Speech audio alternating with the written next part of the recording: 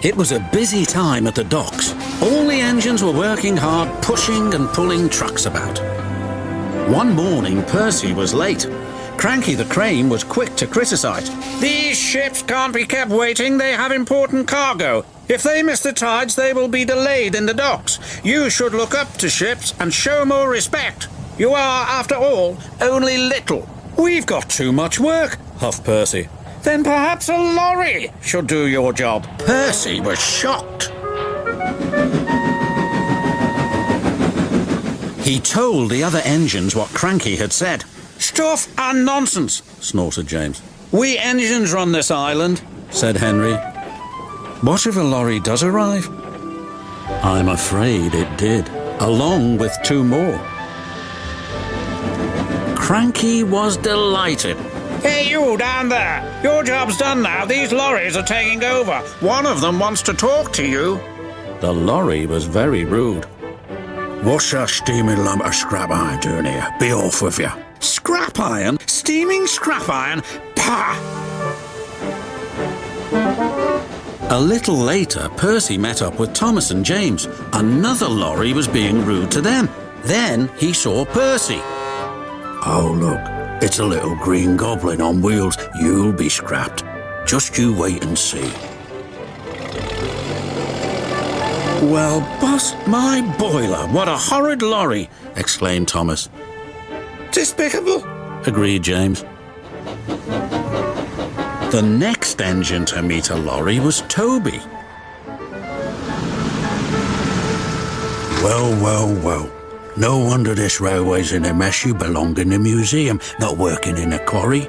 "I might look old, but I'm very useful."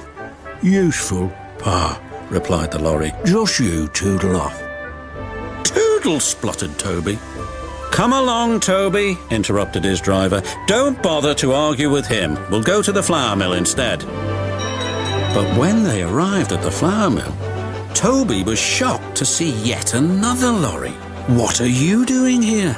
"We free are doing your work now. You're too slow." The foreman spoke to Toby's driver. "I'm sorry, times are a-changing, I'm afraid." "Toby might be old," replied his driver, "but he's reliable. Come on, Toby, we'll go to the farms. They'll still use us."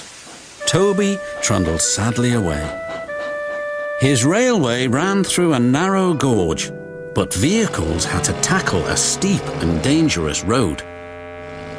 When Toby arrived, he saw the lorry from the quarry again. It was loaded with rock. "That lorry's in trouble," thought Toby. And he was.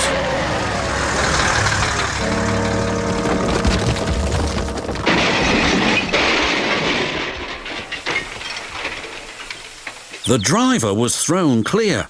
"Rotten roads," he muttered. The wrecked lorry was taken to the docks. Percy looked at the lorry. "What's this lump of steaming scrap iron?" he teased. "I'll be back," replied the lorry, "so you can wipe that silly smile off your smoke box." "Pah," said Percy, and wheeshed him loudly. Then Butch, the breakdown vehicle, arrived. He was towing the lorry from the flour mill. "What happened?" asked Toby's driver. "He was overloaded with flour," came the reply, "and he broke down." "Not very useful now, are you?" said Toby. "Grrr," replied the lorries. Then James whistled excitedly. "They're bringing in the 3rd lorry on a barge."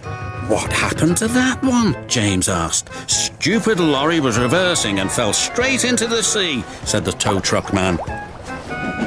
Later, Thomas arrived. He looked at the 3 lorries and laughed. Well, well, well, the Brothers Grimm, smashed, broken and sunk. The lorries didn't return, and the engines now work even harder to make sure they never will.